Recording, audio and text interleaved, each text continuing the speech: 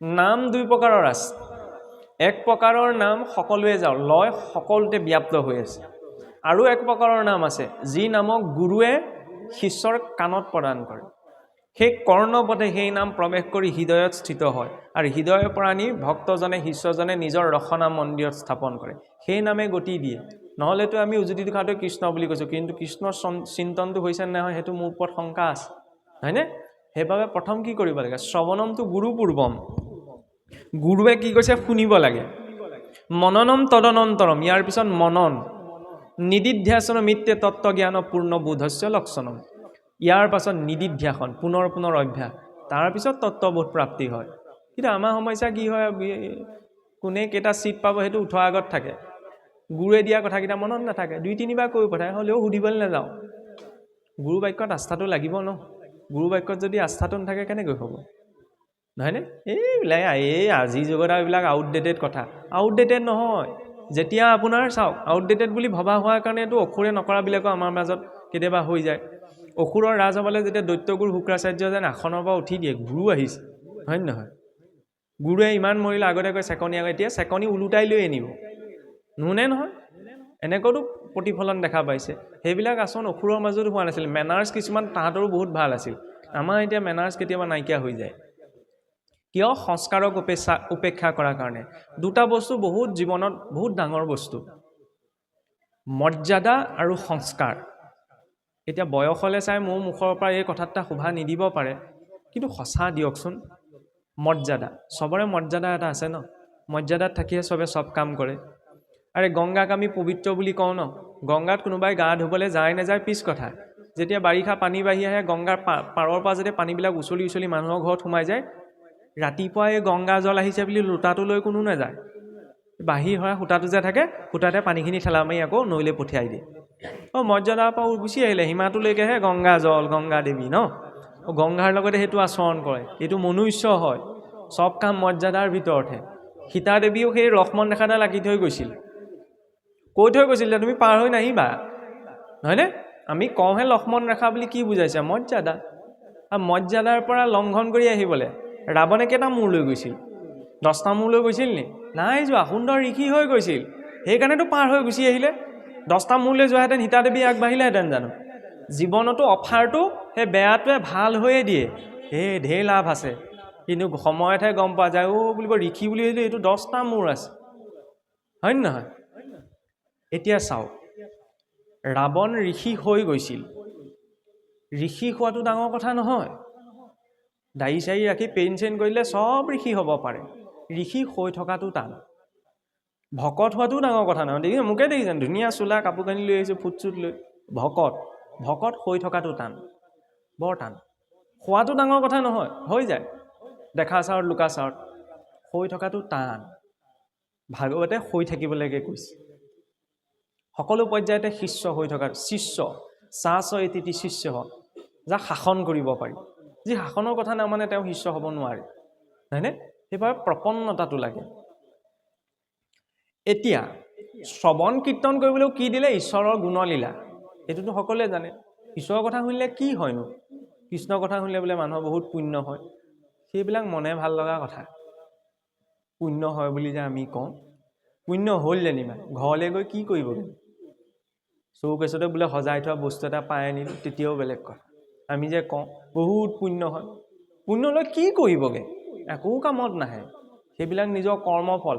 আৰু ঈশ্বৰক নমনা ব্যক্তিজনো জীৱনত পাব লগাখিনি পাই যায় যদি কৰ্মফলত আছে। তাৰ কাৰণে ঈশ্বৰক বুজিব নালাগে। অলপ আগত যে আছিলে ধৰ্ম কৰিবলৈ আমি ৰাম ঠগন খাওঁ, আৰু জীৱনত পোৱা নোপোৱাবিলাক ভাগৱতে পৰিৱৰ্তন নকৰে। বহুতে কয় ন, ভাগৱত পঢ়িলে খাবলৈ পাম নি? ভাগৱত পঢ়িলে খাবলৈ নাপায়, পাই জানো? ভাগৱত শুনিলেও খাবলৈ নাপায়। ইয়াত দিছে কাৰণে পাম যেনিবা, নহয়নে? নাই দিয়া যদিও নাজানো দেই। ভাগৱত পঢ়িলে খাবলৈ পিন্ধিবলৈ কোনেও নাপায়, কিন্তু ভাগৱত শুনিলে পঢ়িলে কি হয়? কিবা এটা খাওঁতে, জীৱনত কিবা এটা কৰোঁতে, কাৰোবাক কওঁতে, জীৱনটো চলাই নিওঁতে যিটো স্থিৰতাৰ প্ৰয়োজন ন, সেইটো ভাগৱতে দিব পাৰে। সেই স্থিৰতাটো লাগে যে মৃত্যুৰ আগজাননী পোৱাৰ পাছতো মহাৰাজ পৰীক্ষিত বিচলিত নহ'ল। আমিতো আগজাননী পোৱাহেঁতেন তেতিয়াই থৰকৈ কপি তেতিয়াই মৰিলোহেঁতেন, 7 দিনলৈ নাথাকোৱেই। ঋষিয়ে অভিশাপ দিলে 7 দিনত মৃত্যু নিশ্চিত, হয় নে নহয়? জ্বৰ এটা হ'লে ভয়ে লাগি যায়, কাহ এটা আহিলে ইমান চৰচনি খাইছোঁ। পৰীক্ষিত মহাৰাজে পজিটিভকৈ ল'লে, ভাগৱতত নিগেটিভকৈ লোৱা একো কথাই নাই। মৰিবলৈ অভিশাপ পাইছে, বোলে কৃষ্ণই কৃপাহে কৰিছে, ইমান দিনে ভোগ কৰি থাকিলেও এতিয়া 7 দিন সময় আছে, 7 দিনত গতি পাব লাগে। ঈশ্বৰৰ কথা শুনিলে কি হয়? দাৰ্শনিকভাৱে চাওকচোন, কৃষ্ণ বুলি কৈ দিলে, ৰাম বুলি ক'লে নামো হ'ব পাৰে কোনোবা মানুহৰ, থাকেতো কৃষ্ণ গগৈ কৃষ্ণ শৰ্মা, ৰাম গগৈ ৰাম শৰ্মা এনেকৈ থাকে ন। দুবাৰ উচ্চাৰণ কৰিলে সেইটোৱে সম্ভাষণো হৈ যায়, বোলে কৃষ্ণ কৃষ্ণ ভালে আছেনে, ৰাম ৰাম ভালে আছেনে। 3বাৰ উচ্চাৰণ কৰিলে সেইটো সমবেদনা, বোলে ৰাম ৰাম ৰাম বৰ বেয়া কথা হ'ল দেই, কৃষ্ণ কৃষ্ণ কৃষ্ণ মই ভবাই নাছিলোঁ দেই, সমবেদনা। বাৰে বাৰে উচ্চাৰণ কৰিলে সেয়া কি? কীৰ্তন। কীৰ্তন যদি নিৰন্তৰ চলি থাকে সেয়াই সাধনা। সাধনা মানে কি? সিদ্ধি। সিদ্ধিয়ে পথ প্ৰশস্ত কৰে মুক্তি। কেপাচিটি নাই অন্য নামৰ। কৃষ্ণ পূৰ্ণ, সেইবাবে তেওঁৰ নামো পূৰ্ণ। সেইটোতো দৰ্শন। চাইণ্টিফিক প্ৰুভো আছে, সকলোৰে হাতত স্মাৰ্টফোন এটা আছে, এইবিলাক বিষয়েও চাব লাগে, হয় নহয়? নতুন গান এটা ইংৰাজী ধৰি লওক চিনেমা এখন হওক, মানুহে চব চাই ন, নিউজ এটা হ'লে কোনেও কাক কাটিলে মাৰিলে চব খুচৰি খুচৰি চায়, এইবিলাকো চাব লাগে। অৱশ্যে এইবিলাক আমাৰ নোলায়, নেদেখুৱায়ো। 2018 কি 21 চনত university of Pennsylvania, university of Philadelphia, দুজন বিশ্ববিখ্যাত মনোবিজ্ঞানী, ডক্টৰ ষ্টেইনবাৰ্গ আৰু ডক্টৰ কুইং। কিয় কৈছোঁ? কাৰণ যি নামৰ মহিমা আজি অসমীয়া 500 বছৰে বুজিব নোৱাৰিলে, তাত বুজি পোৱা গুচি গ'ল। আমাক নাম ক'বলৈ অতহিয়াই থাকিব লাগে, নাম লওক লওক, কৃষ্ণ বুলি কওক, কৃষ্ণ বুলি ৰাম নাম লওক, হয় নহয়? জ্যেষ্ঠসকলৰ কথা কোৱা নাই, মই চলিত এটা ধাৰাৰ কথাই কৈছোঁ। আমাক অতহিয়াব লাগে, আমাক ঠেলিব লাগে, আমাক আগবঢ়াব লাগে। অৱশ্যে এটা কথা, কিছুমান মানে ৰুল ৰেগুলেশ্যনৰ মাজত থাকি যায় কাৰণে মানুহ কিছুমানে বেয়া পায়, দিব ইমানখিনি আমাৰ ভুল হ'ব, দুখ হ'ব, এনেকুৱা কিছুমানো থাকে অৱশ্যে, সেইটো কথা মই ক'বলৈ নাযাওঁ। চাওক কি কৰিলে, 4000 মানুহৰ, কিন্তু 2জন খ্ৰীষ্টান মানুহ। সেইটো এইকাৰণে পইণ্টলৈ আনিছোঁ, নহ'লে আমাৰ ইয়াত এটা বেলেগ কনচেপ্ট চলি থাকে, কি ধৰ্মান্তকৰণ ধৰ্মান্তকৰণ। আৰে ঈশ্বৰ ভক্তি কি ৰাজনীতি দল বদলাৰ কাৰবাৰ নি? ইয়াৰ পৰা তালৈ গ'লোঁ, তাৰ পৰা তালৈ গ'লোঁ। এইটো সংস্কৃতিত ধৰ্মান্তকৰণৰ কোনো কনচেপ্ট নাই, ইয়াত কনভাৰ্টেশ্যন নাই, ইয়াত কি আছে? ট্ৰান্সফৰ্মেশ্যন, ৰূপান্তৰণ। যি ব্যক্তি যি স্থিতিতে আছে, তেওঁ মানসিক স্থিতি যদি পৰিৱৰ্তন হৈছে ন, তেওঁ পাব লগাটো পাবই, জৰুৰী নাই ওপৰত চিলমোহৰটো লগা। চিলমোহৰটো নাচায় নহয় ঈশ্বৰে, সেইটো এটা মাত্ৰ পৰিচয়ৰ বাবে। এতিয়া চাওক, যেতিয়া কি কৰিলে 4000 মানুহত, তাত 4টা গ্ৰুপত, 5-6 বছৰৰ পৰা 12 বছৰ বয়সলৈকে প্ৰথমটো গ্ৰুপত, ছেকেণ্ডটো গ্ৰুপত 12 বছৰৰ পৰা 22 বছৰলৈকে, থাৰ্ডটো গ্ৰুপত 22ৰ পৰা 60 বছৰলৈকে, আৰু চতুৰ্থটো গ্ৰুপত 60 বছৰৰ পৰা ঊৰ্ধলৈকে। তেওঁলোকৰ ব্ৰেইন স্কেনিং কৰি তেওঁলোকৰ ব্ৰেইন এক্টিভিটি কেনেকুৱা সেই ডাটাটো এনালাইচিছ কৰি কালেক্ট কৰা হ'ল, আৰু এমাহৰ বাবে তেওঁক নাম জপ কৰি দিবলৈ দিয়া হৈছিল। এমাহৰ পাছত যেতিয়া নাম জপ কৰাৰ পিছত তেওঁলোকৰ ব্ৰেইন ডাটা এনালাইচিছ কৰি চোৱা হ'ল, 79% এমাহৰ ভিতৰত মেণ্টেল ষ্ট্ৰেংথ হওক, মেণ্টেল পাৱাৰ হওক, কিবা এটা সিদ্ধান্ত ল'ব পৰা শক্তি হয়, স্থিতিস্থাপকতা হয়, গ্ৰ'থ দেখা পোৱা গৈছিল। কনচিষ্টেঞ্চি, স্থিৰতা।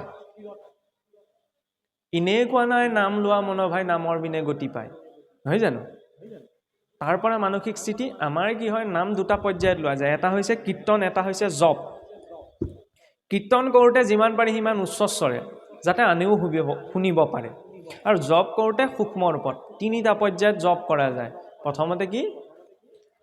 বাচিক জপ, মুখেৰে উচ্চাৰণ হৈছে, সেই জপৰ সৈতে মুখে বোলা ৰাম, হৃদয়ে ধৰা ৰূপ এটাও থাকে, যাতে মনটো একাগ্ৰ হয়। ইয়াৰ পিছত এটা পৰ্যায় আহে যাক কোৱা হয় উপাংশু জপ। শব্দ বা নামটোত কেৱল উদ্ধতাৰ মাজতহে থাকে, 2খন কাণলৈও নাযায়, ইমান সূক্ষ্মভাৱে কৰা যায়। তাৰপিছত এটা পৰ্যায় আহে অজপা জপ, যিটো পৰ্যায়ত নাম উচ্চাৰণ কৰিব নালাগে, নিৰন্তৰ উশাহ নিশাহত চলি থাকে। এইটো আমি পাবগৈ নোৱাৰোঁ, বহুত গভীৰ স্থিতি, একান্ত ভক্তসকলৰহে তেনেকুৱা। হনুমন্তই ৰাম বুলি উচ্চাৰণ কৰিব নালাগে, নিৰন্তৰ ৰাম চলি থাকে প্ৰতিটো উশাহ নিশাহত, সেইটো পৰ্যায়, ইমান একাত্মতা। ইয়াৰ পাছত এই শ্ৰৱণ কীৰ্তনৰ ধাৰাটো কিয় দিলে? কাৰণ চব ৰাতিপুৱা শুই উঠি হামিয়াই শিকোঁতে হওঁতে এনেও মন, কিন্তু ৰাতিপুৱা শুই উঠি যদি এনেই ভগৱানৰ নাম এটা গুণগুণাই উঠি আহিছে, মনটো এনেই ভাল লাগি যায়। চাউলকেইটা ধুবলৈ গৈছে ন, ধুওঁতেও যদি ঈশ্বৰৰ নাম এটি এনেই গুণগুণাই আছে, তেন্তে এনেই মনটো ভাল লাগি যায়। এই সহজ সেইটো কথাকে কোৱা হ'ল যে যাৰ যেনেকৈ মিলিছে ন, পাকে প্ৰকাৰে মুঠতে তেওঁ ঈশ্বৰ চিন্তনটো কৰক। এতিয়া এই কনফিডেন্সটো অহাৰ পিছত অকণমান অহংকাৰ আহিব এতিয়া, কাৰণ মই ধৰ্ম কৰিছোঁ, মইহে ধৰ্মৰ কথা জানো, সেইবাবে ইয়াৰ পিছতে কি প্ৰসংগ অশ্বত্থামাৰ শিৰোমণি কথা কিছুৱে প্ৰসংগটো মুণ্ডন কৰা নকৰালৈ লৈ যায়গৈ শুনিবলৈ বেয়া হাঁহি উঠে অশ্বত্থামাৰ প্ৰসংগত মুণ্ডন কৰা নকৰা কথা ক'ৰ পৰা আহিব সেইটো বেলেগ এটা চেপ্টাৰ আপুনিয়ে ভাবি চাওক ব্যাস নাৰদৰ কথা কৈতে আছে চিধা গৈ পালেগে অশ্বত্থামাৰ প্ৰসংগ কিয় কাৰণ মানুহৰ কনফিডেন্স এটা আহি যায় ন ধৰ্ম কৰ্ম কৰিছোঁ বুলি তেতিয়াহ'লে কি হয় মানে হিতাহিত চিন্তা কৰাৰ ক্ষমতাটো অকণমান হেৰুৱাবলৈ আৰম্ভ কৰে যিটো অশ্বত্থামাই হেৰুৱাইছিল বুলিব মই পাণ্ডৱৰ গোটেই বংশটো নষ্ট কৰিব পাৰিলে কিহে পায় দুৰ্যোধনে মোক ধেৰ সন্মান কৰিব হেৰুৱাই পেলালে সেইকাৰণে দ্ৰৌপদী আই শুই থকা 5জন পুত্ৰক হত্যা কৰিবলৈও তেওঁ ভয় নকৰিলে ধৰ্ম কৰিছোঁ মই কাৰোবাৰ চাৰ্টিফিকেটখন লৈ তৰি যাব নোৱাৰোঁ সংযমটো লাগিব তাৰ বিপৰীতে ভাগৱত মাৰ্গত কেনে ভাৱ প্ৰয়োজন সেয়া কাৰ জৰিয়তে দেখুৱালে আই দ্ৰৌপদীৰ জৰিয়তে ক্ষমা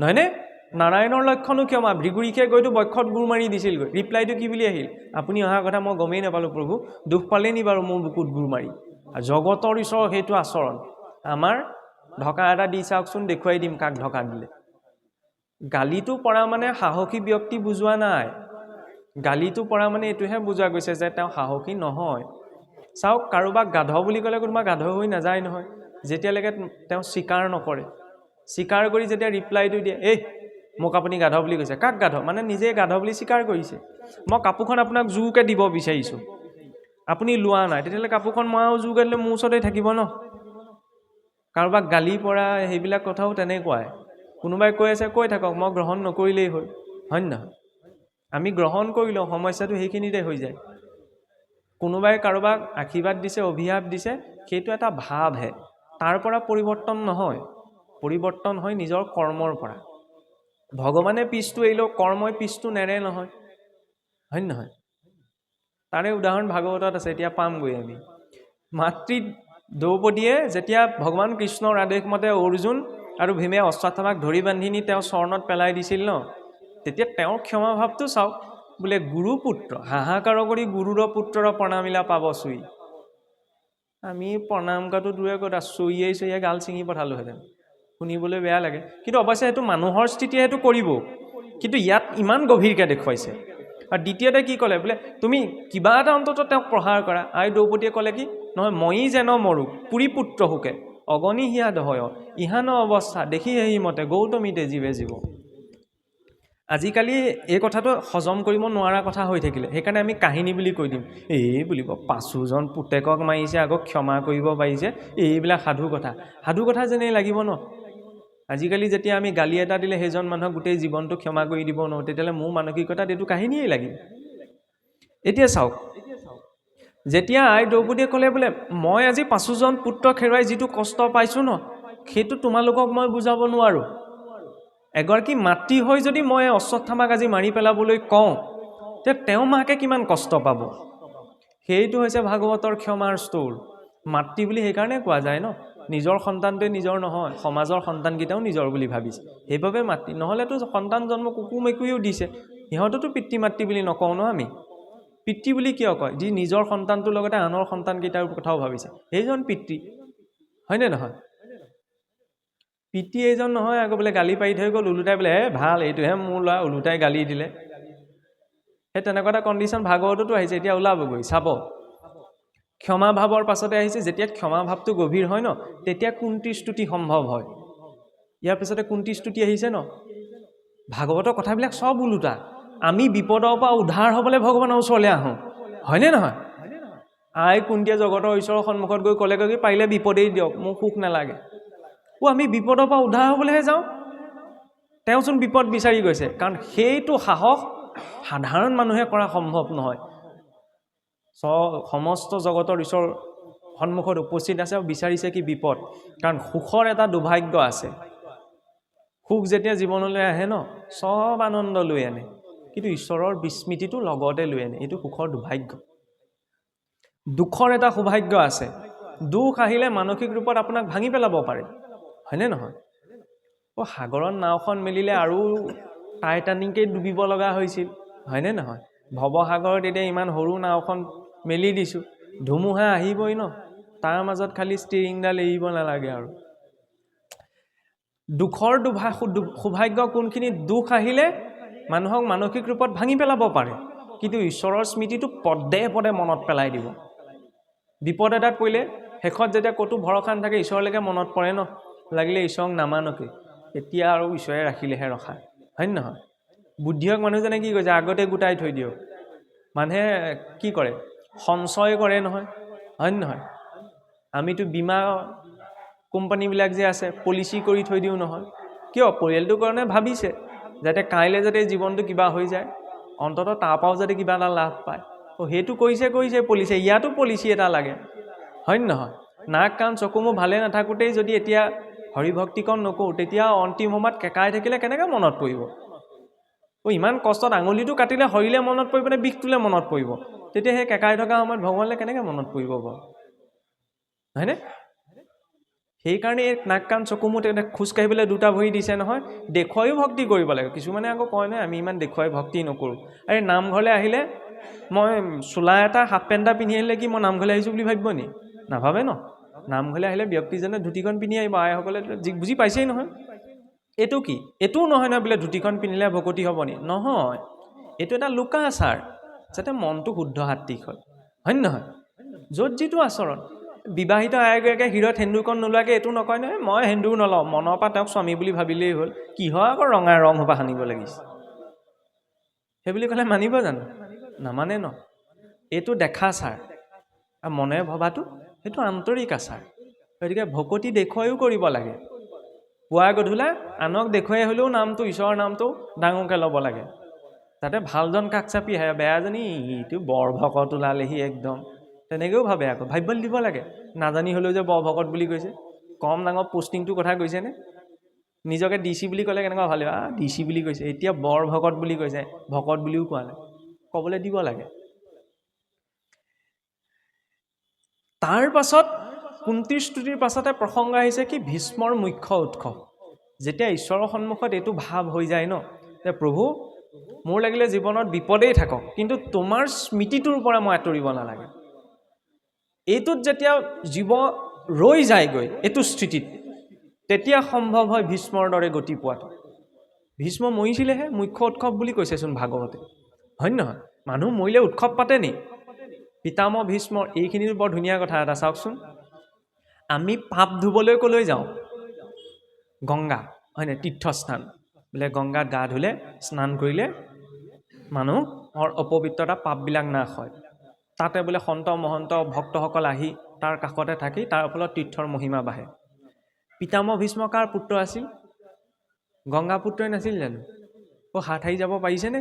12জন বৈষ্ণৱৰ ভিতৰত এজন বৈষ্ণৱ। কি কৰ্মফল, ঈশ্বৰ 14জন পাৰিষদ, বাকীকেইজনৰ নাম চিনি পাওঁ নাপাওঁ, জয় বিজয়ৰ নাম সকলোৱে চিনি পায়। কিয়? শিক্ষা ন। বৈকুণ্ঠতেই নাই কিয়? অতিথি গৈ উপস্থিত হ'লগৈ, অভিমানী হৈ থাকিলে, বোলে আমাৰ আজ্ঞা নোলোৱাকৈ ক্ষমা কৰিবা দেই, তোমালোকৰ আগতে কৈছোঁ। ঠিক নাই ন, কিবা এটা ৰূপত থাকিবও পাৰে, একোতো ক'ব নোৱাৰি, মানুহৰ বুদ্ধিহে কৈছোঁ।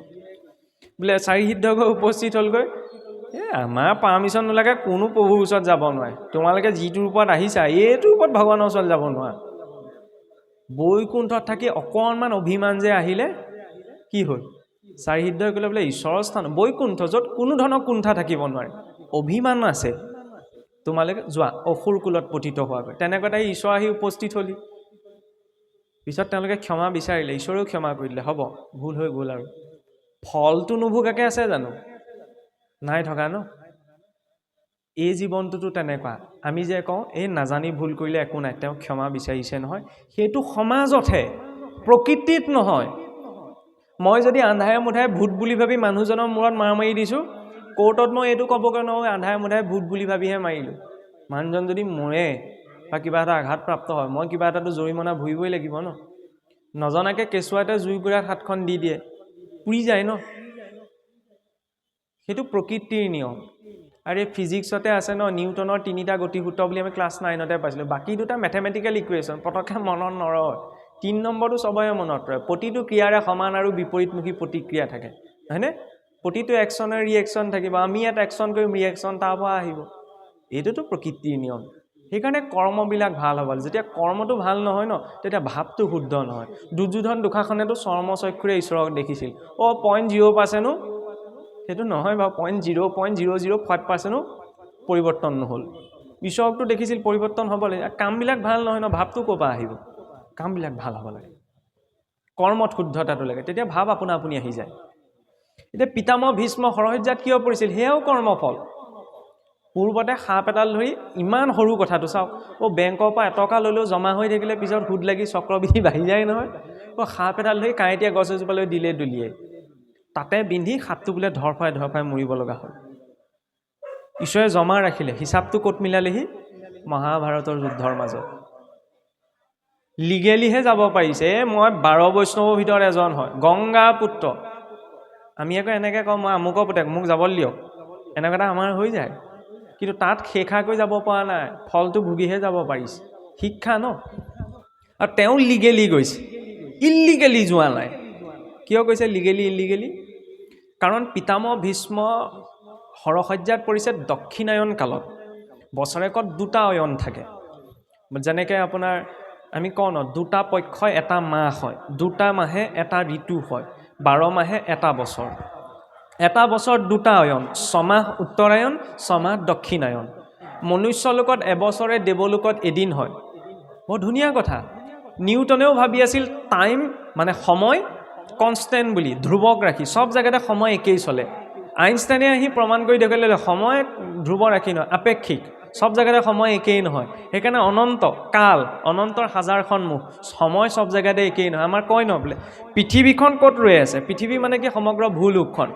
বোলে কুৰ্মৰূপী নাৰায়ণ, তাৰ ওপৰত অনন্তদেৱ, তাৰ ওপৰত বোলে ব্ৰহ্মাণ্ডখন। এনেকৈ সাধু এটা আগতে কয় নাই, বোলে অনন্তদেৱৰ শিৰতহে ব্ৰহ্মাণ্ডখন বৰ্তি আছে। সেইটো যেনিবা আমাৰ সাধুৱে হৈ থাকিল, কিন্তু কোৱা হৈছিল কি? কুৰ্ম নৈ কাছটো স্থান, হয়নে? আধাৰ শক্তি। তাৰ ওপৰত কোন আছে? 1000টা, ৰিলেটিভ টাইম, 1000খন মুখেৰে অনন্তদেৱ। স্থান কালৰ একালীয়তাতেতো সৃষ্টিখন বৰ্তি আছে। চায়েন্সে নিজৰ লেংগুৱেজত ক'লে, ভাগৱতে নিজৰ লেংগুৱেজত ক'লে। আমি বুজাত খেলি মেলি কৰিলোঁ, সেইকাৰণে সাধু হৈ থাকিলে। এতিয়া চাওক, যেতিয়া মনুষ্যই, অন্য জীৱবিলাকে কি হয়, শৰীৰটো এৰিলে ঊৰ্ধ্বদৈহিক যাত্ৰা কৰিব নালাগে, সেইকাৰণে সিহঁত মৰিলে অন্য এটা শৰীৰ ইয়াতে পাই যায়। কিন্তু মনুষ্যই ঊৰ্ধ্বদৈহিক যাত্ৰা কৰিব লাগে। বোলে কিয়? মনুষ্যৰ পাপ পুণ্যৰ লেখা আছে। বিহুৱে সংগীতে ৰঙালী বিহু আহিয়ে আছে নহয়। কেতিয়াবা গাড়ীখন কিনিবলৈ গ'লে অফাৰ আমি বিচাৰোঁ, এতিয়া অফাৰ দিবলৈ আৰম্ভ কৰিব, হয় নে নহয়? কেতিয়াবা আলুগুটিটো অফাৰ বিচাৰিব লাগে, ইমান দাম, 10 টকা কমাওক, হয় নে নহয়? এই যম ৰজা বোলে খুব বেয়া লাগে। ইচ্ছা, গোটেই জীৱনটো অফাৰ বিচাৰিয়ে ঘূৰি ফুৰিলে, অফাৰ নাপাবও পাৰে। এতিয়া মৰাৰ পাছত যম ৰজা অফাৰ এটা দিয়ে, এইটোতো জ্বলাই দিয়ে, এইটো নিচিনা শৰীৰ এটা দি দিয়ে বোলে জীৱটো। ওপৰলৈ যাব লাগিব, কেনেকৈ যাব? এতিয়া যাতনা শৰীৰটো লাগিব ন। সেইটো বোলে কাটি বাচি পেলালেও দুখটো অনুভৱ কৰে, কিন্তু মৰি নাযায়। পিছত যেতিয়া পায়গৈ জেগা, তাত ধুনীয়াকৈ বোলে বহুত ভাল ভাল ডিটাৰজেণ্ট আছেতো তেখেতৰ, ধুনীয়াকৈ ধুৱে, দাগবিলাক যোৱাই, আৰু যোৱাকেইটা তাতে গুচি যায় বোলে। তাৰপিছত আকৌ ইয়াত আহি মেলি দিয়ে। এতিয়া মনলৈ ভাৱ আহিব পাৰে, এইবিলাক কাহিনী কোনে দেখিছে? চব কথা দেখিলেই যে মানিম এইটো জৰুৰী নহয়। বি খালে যে মানুহ মই কোনেও দেখা নাই, নিজে অনুভৱ কৰি চাবলৈ নাযাওঁ নে বি খালে মানুহ মৰণ নপৰে, হয় নহয়? বিশেষজ্ঞজনে কৈছে, সেইকাৰণে মানি ল'ম। আমাৰ অনুভৱত নাথাকিব, কিন্তু কিছুসকলে বহুত কষ্ট কৰি কিছুমান তথ্য দি থৈ গৈছে। সেইকাৰণে নিৰ্মলতাই স্বীকাৰ কৰা, ভয় খুৱাবলৈ বুলিও যদি কওঁ, বোলে ভয় খুৱাবলৈ মানুহক এইখিনি কথা ক'লে, মানি ল'ব লাগে। অন্ততঃ ভয়ত যে বেয়া কামটো নকৰাকৈ থাকিব, হয় নহয়? ভয় সেইকাৰণেই লাগে, যাতে বেয়া কামটো। আজিকালি আকৌ আমি ভয় নকৰোঁ, সমস্যাটো সেইটোৱেই। ভয় লাগে, ভয় কৰোঁ, কিন্তু ভয়টোৰ পৰা অকণমান মানে হেলিউজিনেশ্যনত আঁতৰি থাকিব বিচাৰোঁ। যেনেকৈ চাবচোন, মানুহে অকলে থাকিবলৈ ভয় কৰে, অকলে থাকিলে কি হয়? ঢেৰ চিন্তা গুচি আহে। অকলে থাকিবলৈ কোনে ভয় কৰে? যি নিজৰ বাস্তৱিকতাৰ সন্মুখীন হোৱাৰ সাহস নাই। ঘৰখনত কেতিয়াবা অকল মানুহে কয় নাই, এই বোলে অকল থাকিব ঢেৰ চিন্তা গুচি আহে। তেনেকুৱা মানুহে সদায় ভিৰটো বিচাৰে। ভিৰত থাকিলে মানে ফ্ল' এটাত থাকিব পাৰি। নিজৰ আইনাখন কিয় চোৱা যায়? নিজৰ বাস্তৱিকতাটো, সেইখিনি সন্মুখীন হ'ব লাগিব, আজি নহয় কাইলৈ। যাই হওক, এতিয়া ঊৰ্ধ্বদৈহিক যাত্ৰা কৰোঁতে বোলে এবছৰ সময় লয়। ইয়াত এবছৰে, তাত এদিন হয় বোলে। মহাকাশত যিমানে আঁতৰলৈ গৈ থকা জানো, সিমানে সময়ৰ গতি কমি গৈ থাকে। জীৱটোৱে গৈ দেৱলোক পাইগে মানে এবছৰ হৈ যায়। সেইকাৰণে এবছৰত কি কয়? আমাৰ এটা টাৰ্ম আছে, সপিণ্ডি বুলি কয়, এবছৰীয়া। সপিণ্ডি নোহোৱালৈকে পুত্ৰ ইয়াত কোনো অন্য কৰ্মৰ সংকল্প নকৰে। এইটো নহয় বোলে পিতৃ মাতৃ ঢুকালে সেইকাৰণে এবছৰলৈকে নামঘৰ যাব নোৱাৰে, অমুক যাব নোৱাৰে, তমুক, তেনেকুৱা কোনো কথা নাই। ঔষধ নিবৃত্তিৰ পাছত চব যাব পাৰে। খালি সেই পুত্ৰই কোনো বৈদিক কৰ্মৰ সংকল্প নলয়। কিয় নলয়? কাৰণ পিতৃলৈ সপিণ্ডি আচৰণ হোৱা নাই, তেওঁক দেৱকুললৈ তোলা নাই, চব কামতে পিতৃয়াগ, তেতিয়াহ'লে অন্য কৰ্ম সংকল্প কেনেকৈ কৰিব? সেইটো ভাবত এবছৰলৈকে একো কোনো কৰ্ম সংকল্প নলয়। খালি কেতিয়াবা আমাৰ সমাজত বুজোতে আমাক কৈ দিয়ে বোলে এবছৰ মাক দেউতাক ঢুকালে নামঘৰলৈ যাব নোৱাৰে, শৰাই দিব নোৱাৰে, তেনেকুৱা কথা নাথাকে। এতিয়া এক বছৰত এবছৰে যদি এদিন হয় তেতিয়াহ'লে এবছৰ দুটা ভাগ, 6 মাহ দিন 6 মাহ ৰাতি হ'ব। 6 মাহ উত্তৰায়ণ বেলা হৈছে দিনৰ সময়, 6 মাহ দক্ষিণায়ন হৈছে ৰাতিৰ সময়। কাৰোবাৰ ঘৰলৈ দিনত যাব লাগে নে ৰাতি যাব লাগে? ৰাতি গ'লে দৰ্জা খুলি নিদিবও পাৰে, দিনত যোৱাতে প্ৰশস্ত সময়। সেইকাৰণে বোলে শৰীৰ এৰাৰ উত্তম সময় কি? উত্তৰায়ণ বেলা। পাঠৰ আসনখনো সেইবাবে কেনি দিয়া যায়। মন গ'লে সেইডোখৰত দি দিলে এইটো নহয়, প্ৰতিটো বস্তু একোটা নিৰ্ণয় আছে ন। উত্তৰ দিশে মণিকূট ভাগো চাবচোন উত্তৰা দক্ষিণাকৈ বনায়, কিন্তু মন্দিৰৰ টোপটো সদায় ওপৰলৈ উঠি যায়। নামঘৰৰ সেইটো নহয়, উত্তৰা দক্ষিণাকৈ। কিয়? এইটো এটা সুন্দৰ দৰ্শন। নামঘৰটো এইটো সম্পূৰ্ণ মনুষ্য শৰীৰটো হয়। সাধাৰণ আৰ্হিত নামঘৰটো কেনেকৈ? বাটচৰাটো মূল কীৰ্তন ঘৰ, মণিকূট, হয়নে? বাটচৰাই হৈছে চৰণ যুগল, য'ত সেৱা নাই, বৈকুণ্ঠৰ দুজনা পাৰিষদক চিন্তা কৰি গৃহপ্ৰৱেশ। এইটো হৈছে এই মূল কীৰ্তন ঘৰ হৈছে হৃদয়।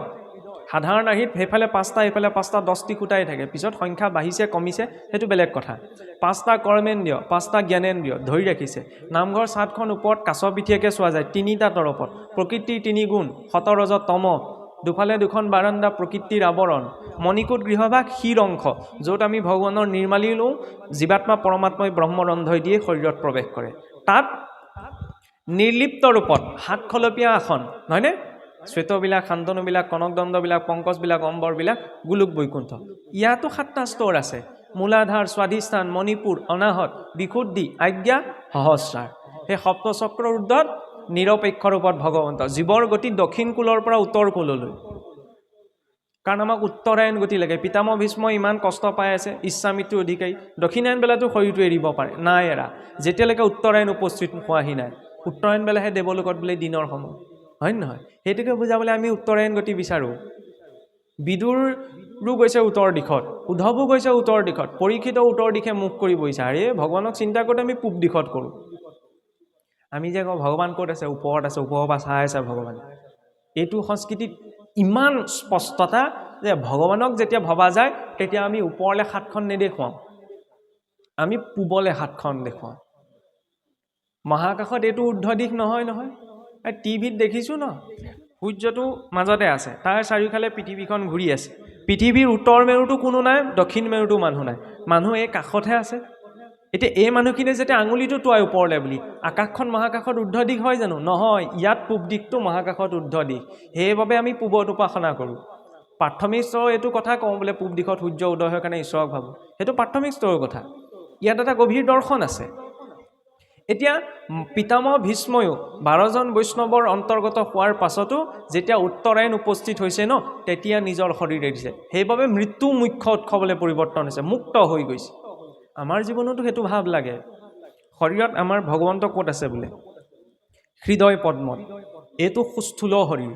স্থূল শৰীৰটোৰ ভিতৰত আৰু এটা শৰীৰ আছে, চাপটেল বডি, সূক্ষ্ম শৰীৰ বুলি যাক কোৱা হয়। মানুহে যে কয় দুৰ্ঘটনা ঘটিলে বোলে ভূত প্ৰেত হৈ গ'ল। ভূত প্ৰেত মানে কি? নখ দীঘল চুলি দীঘল কিবা এটা নি নহয়, তেওঁ ইচ্ছাবিলাক থাকি গ'ল ন। ইচ্ছাবিলাক বেছি গৈ আছে মানে কি? কৰ্মৰ বন্ধনটো শক্তিশালী। এই স্থূল শৰীৰটো এৰি থৈ গ'ল, কিন্তু সূক্ষ্ম শৰীৰটো সহজে নষ্ট নহয়। সেই সূক্ষ্ম শৰীৰটোৱে সেই স্থানত বৰ্তি থাকে। সি চেষ্টা কৰে খেদা খাই অহা ঘৰখনৰ পৰা আকৌ সোমাবলৈ, কিন্তু সোমাব নোৱাৰে। মানুহে যে কয় ভূত লম্ভি গ'ল, দেৱী দেৱতা লম্ভি গ'ল, এইবিলাক অদৰকাৰী কথা। যদি ভূত লম্ভিব পাৰে, ভূত মানে কি? আত্মাটোৱে নহয় জানো? আত্মাটো যদি আনৰ শৰীৰত প্ৰৱেশ কৰিব পাৰে, তেতিয়া নিজৰ ইচ্ছামতে ওলাবও পাৰেচোন, তেতিয়াতো ইচ্ছা মৃত্যুৰ অধিকাৰী হ'ল, হয় নে নহয়? কিন্তু তেনেকুৱাতো নহয়। সেইটো অৱচেতন মনৰ মাত্ৰ ভ্ৰমাত্মক এটা স্থিতিহে। মানুহে ভাবিলে দেৱী দেৱতা আহি গ'ল।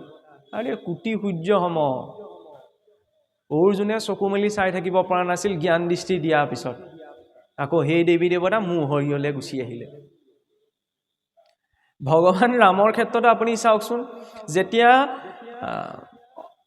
লক্ষ্মণ এই মেঘনাদৰ নাগপাশত বন্দী হৈছে, শ্ৰীৰামে ক'ব পাৰিলেহেঁতেন মই জগতৰ ঈশ্বৰ, কিহৰ আকৌ চিকিৎসকক মাতিব লাগিছে, মই হাতখন দি দিম ভাল হৈ যাব।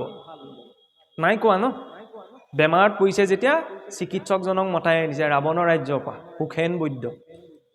ঔষধ আনিবলৈ কাক পঠাইছিল? হনুমন্তক ন। জগতৰ ঈশ্বৰে এইটো কোৱা নাই মই ঈশ্বৰ, মোৰ ওচৰত আকৌ এইবোৰ ঔষধ পাতি কিয় আনিব লাগিছে, মই আছোঁ।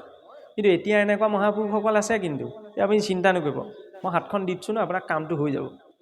এইসকল তেতিয়া ক'ৰ পৰা ওলালেহি হৈছে নহৈছে পিছ কথা সেয়াক ধৰ্মৰ সংজ্ঞা দিব নালাগে আৰে স্বয়ং যিকেইজন মহাপুৰুষৰ শাস্ত্ৰত উল্লেখ আছে মহাপুৰুষ শংকৰদেৱ মাধৱদেৱ হৰিদেৱ দামোদৰদেৱ স্পষ্ট উল্লেখ আছে ৰুদ্ৰ জামল আদি গ্ৰন্থত যে হৰিও তেওঁলোকৰ অংশে অৱতাৰ হ'ব হয়নে তেওঁলোকেও কিন্তু নিজকে অৱতাৰ বুলি কোৱা নাছিল এইখন অসমতে নিজকে অৱতাৰ বুলি ডিক্লেয়াৰ কৰি বহি থকা মানুহো আছে এলা পেচা কলকি অৱতাৰ আমাৰ মানুহে তালৈকে যায় এই সকলোকে ভগৱান কোৱা নাযায় কাৰোবাৰ ক'ৰবাত শ্ৰদ্ধা আছে থাকক কোনোবাই কাৰোবালৈ গৈ কিবা এটা পাইছে পাওক কিন্তু শাস্ত্ৰীয় বিষয়বিলাক আমি সবতে প্ৰয়োগ নকৰোঁ ন এইকাৰণে এইখিনি কথা কোৱা হৈছে যে ক'ৰবালৈ গৈছোঁ মনৰ ইচ্ছাটো পূৰণ হ'ল তাত ভগৱান বেছিকৈ আছে কিন্তু মোৰ ঘৰ গোঁসাইঘৰত ভগৱান বেছিকৈ নাই সেইকাৰণে মই তাত চাকি নিদিওঁ এনেকুৱাটাও কণ্ডিশ্যন হৈ যায় সেইটো হ'ব নালাগে ঈশ্বৰ কি কৰিছোঁ কিমান জানিছোঁ সেইটোত তুষ্ট নহয় ভাৱত তুষ্ট হয় ভাৱটো কি হয়নে ভাৱেন লভতে জ্ঞানম ভাৱেন লভতে দেৱ দৰ্শন আৰু ভাৱ থাকিলেতো ঈশ্বৰৰ দৰ্শন সম্ভৱ এতিয়া পিতামহ ভীষ্মৰ গতিৰ পাছতে কি আহে পৰীক্ষিতৰ জন্ম কথা পৰীক্ষিতৰ কলি নিগ্ৰহ কলি যুগত আমি ইমানখিনি জানিলোঁ বুজিলোঁ এইখিনিও কাম হ'ব নোৱাৰে যদি আমি ভুল জেগাত থাকোঁ আৰে যিজনে কলিক থাকিবলৈ স্থান নিৰ্বাচন কৰি দিছিল সেইজনে নিজেই পাহৰি থাকিলে গৈ কলিক থাকিবলৈ ক'ত দিছিলোঁ আমাৰো কণ্ডিশ্যনটো তেনেকুৱা হয় আমি জানো অধৰ্ম ক'ত আছে কিন্তু আমি কেতিয়াবা পাহৰি থাকোঁ যে তাত অধৰ্ম আছে